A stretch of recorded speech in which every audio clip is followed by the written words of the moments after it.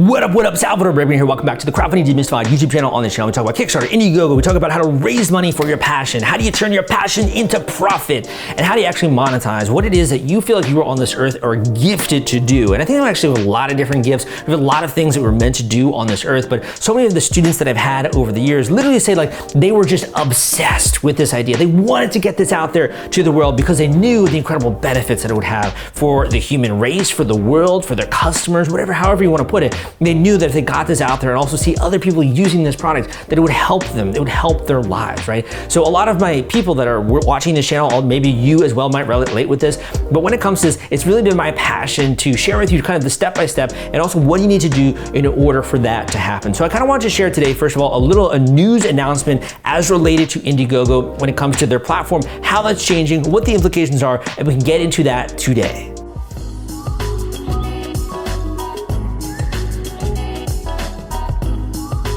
Okay, so let's talk a little bit about this. So I've been in the industry for a while. I started my blog, crowdcrux.com, back in 2012 because literally there's no good education out there when it came to the crowdfunding industry. And I really want to make that available and accessible to you in a free fashion. I want to make it easy to consume. Same thing I do with my podcast with Crowdfunding Demystified, which I launched in 2015. Also my YouTube channel, also my courses, my books, the Kickstarter launch formula. I got a ton of other books out there as well about personal crowdfunding, about real estate crowdfunding, about equity crowdfunding, etc. So I really try to make information accessible to the general public and almost see it as a public duty and a public service to do that. So I love it when people are successful. I love it when we see new products enter the world. And to me, that's kind of like my slice of adding to the world, which is being able to empower other people to then get their creations out there. It's kind of like this incredible magnetic effect where I'm influencing like 5 people that put out products, right? And that's helping thousands and thousands of customers. It's really cool for me to have that feeling, and I love doing it for that reason. So let's talk about the Trust Proven Program. So that's kind of what I want to put today's video on and the topic of today's video. So the Trust Proven Program is a new initiative by Indiegogo. And basically what this is it's basically a badge that they will put on your campaign page when it comes to your Indiegogo campaign. And that badge is kind of social proof, it's kind of credibility to a degree, and kind of it's almost like a little bit of a certification if you want to use that word. But this badge basically says that you are a valued and a trusted creator on their platform, okay? So this is really interesting that they're doing this, and it kind of actually has some remnants in my mind as the way that Amazon does their customer service. But we'll talk about some of the requirements that go into getting this badge. We'll also talk about the implications. We'll also talk about some of the opinions that I have as it relates to this and how this factors into other things that are out there, which are really cool and kind of sneaky in that way. So the first thing I want to talk about, right, when it comes to this is that this is a badge, and this is basically going to be acquired by people who have already launched a campaign on Indiegogo. So you've already launched a campaign on Indiegogo and you have a good track record of what's called backer sentiment, basically customer service, right? Backer sentiment on Indiegogo. And also if you have done well when it comes to fulfilling your rewards, make sure you ship them out in a timely fashion, and the backers didn't have any bad experiences related to that. You didn't like scam people or something like that. If you've done multiple campaigns, that's the first element of being able to have this badge with your Indiegogo campaign. In addition, at the time that I am recording this, they're only available for certain types of categories, so more of the technology, gadget, and gizmo category. So if you have a technology gadget or something that you've done before and you've done multiple campaigns somewhat recently, that will also enable you for this badge. So let's kind of get into just some specifics, and then I'm also going to add in some implications and some things that they don't talk about, but I think that I'd love to share with you because I think it's actually going to play a lot into you getting funded. So first of all, how does this work? How does the Trust Proven Program work? So first of all, they review top campaigners who've launched multiple campaigns, technology, and innovation campaigns on their platform. They evaluate their track record of consistent fulfillment, a high level of backer management, and positive backer sentiment. So basically, they're focusing on tech, gadgets, and products and innovative products in that way. So if you fall into that category and you've done campaigns recently, you've done multiple campaigns, you could be eligible for this program. In addition, positive backer sentiment, like I already mentioned, and the fact that you have good fulfillment practices in that way. The other thing here was the criteria, right? So criteria is that they're going to be reviewed by staff, the trust and safety team that is with Indiegogo, and then based on that, you're going to be awarded a Trust Proven Program badge on their campaign. So it's basically to help honor campaigners who have a recent proven track record of basically being a great crowdfunding campaign creator. So first of all, I'm just going to pause here real quickly. What this means is that other people are going to come to this and they're going to see that you have a badge on your page, and it's kind of like a credibility indicator, but it also shows that if they back your campaign, they're less likely to maybe have a negative experience as it relates to crowdfunding. And you know that that's always in the news, right? People maybe not delivering on time, or people not delivering at all, or kind of botching the creation or the finishment of the product. and therefore people not getting the rewards and being unhappy. So there's a lot that happens when it comes to Indiegogo, when it comes to crowdfunding, as well as with Kickstarter. So this is their attempt to make sure that people feel safe, people feel good about actually transacting on their platform. The next one is, how do actually campaigners get a trust proven badge? So if you fall into any of the categories that I mentioned, you should definitely listen up, as well as what I'm about to mention after this, and why this is gonna actually play into the long-term vision for you as it relates to this new product or this new project that you're coming out with. So first of all, how do they actually get this? So the trust and safety team currently reviews campaigns who have launched recent multiple projects and technology and innovation campaigns. They also will then go through these. If it meets the criteria, they'll kind of analyze this, and they may or may not give you this badge. In addition, they are saying that they may or may not actually expand the scope of this program to include other campaign categories. And I strongly suspect that they will, honestly, in the future.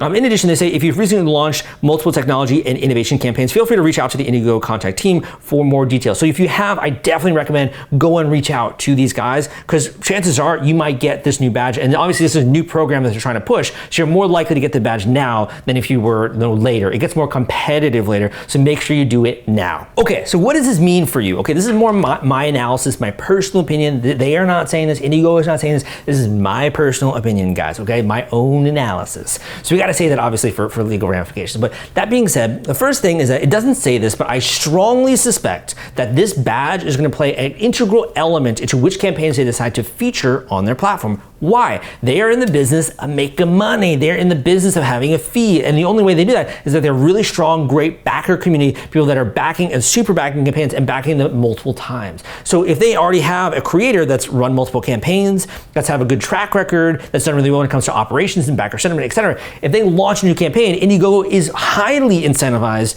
to spotlight that project and to have them even rank better, maybe Indiegogo factor algorithm, which is their patented ranking algorithm to determine which campaigns do well and which ones don't. So I strongly suspect this is going to play a role in the Indiegogo factor algorithm. I strongly suspect that they are going to also highlight certain campaigns, particularly from creators who have this badge. And I also strongly suspect that it's going to be included in newsletters and almost highlighted to a certain degree in newsletters, because again, it's kind of in the best interest of Indiegogo to do that. The second thing that I would like to mention when it comes to this and sort of analyzing what this means for you is that this also pays tremendous dividends to anyone who's been into crowdfunding for a long time and has been launching campaigns for a while. So I talk about on my channel, I talk about on my podcast, the fact that you can actually launch multiple campaigns. You can do an Indiegogo campaign, you can do a Kickstarter campaign. I don't know whether or not Indiegogo in-demand campaigns are also going to qualify for this badge, but they may or may not, in which case that would give you a dramatic leg up on the competition if you entered Indiegogo in demand after doing your Kickstarter campaign, because then you would have this badge and new people that came to that might see that as being more trustworthy or more credible.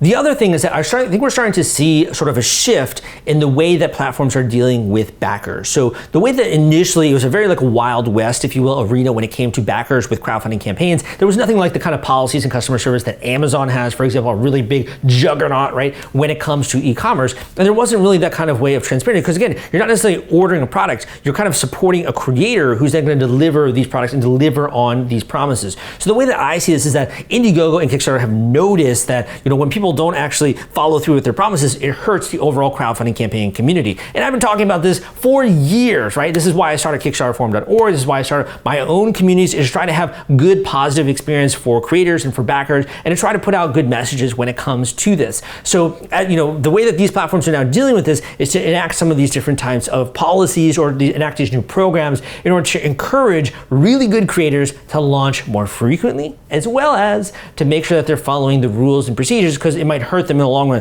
if they lose their badge, for example. So I think that this is kind of a way for Indiegogo to make sure that they kind of safeguard their backer community, that they encourage people to back more campaigns more frequently, that they also get people to return to the platform more often and not have that kind of scariness of I backed a campaign and it didn't go well, so I'm not going to do it again, right? This is one way that they're trying to combat the negative sentiment around crowdfunding campaign backing, and I think that's great. I think that's awesome, but I think also there are some things there that I already mentioned that kind of play into this, that are also going to play into the larger vision of their platform. So what does this mean for you as a creator? The first thing that this means is that this is a journey, man. This is a journey. This is a long journey where you can start this at any point in time. You could start now, you could start tomorrow, you could start a month from now, heck, if you wanted to. It doesn't matter when you start. It doesn't matter once you get into the game. The most important thing is that you get into the arena, right? Because right now it's more of like a spectator sport. If you're just watching these campaigns, if you're just seeing them get funded again and again and again, and you see them do well, and you see these creators launch another campaign and another campaign, they're building a brand,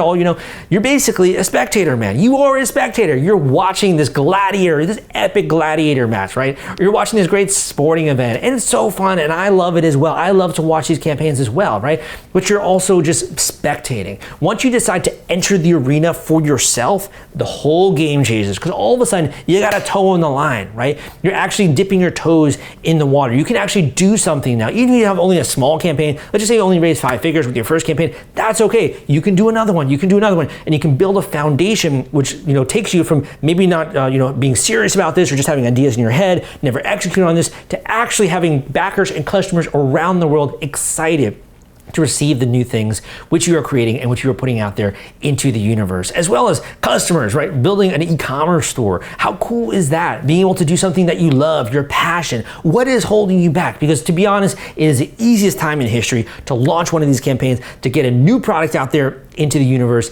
And I think that it's a no-brainer. It's a complete no-brainer. So I try to encourage you, I try to push you a little bit, I try to get you excited, right? I really try to get you to take action, man, because at the end of the day, people deserve to see your products and services. They deserve to try things out. They deserve to play new games, deserve to do all of these different things. And it's only gonna happen if you put your intellect to the test and you actually get out there, you kind of stake your claim, you're willing to actually take some action, and you're also willing to ante up and take up on a little bit of risk. So first of all, go and check out my crowdfunding tips newsletter, Killer Crowdfunding Tips newsletter, which I will link up down below at crowdcrux.com/newsletter, where I share every single week for free cutting edge innovations, tactics, tips, new things that you can do, news the way that I did today.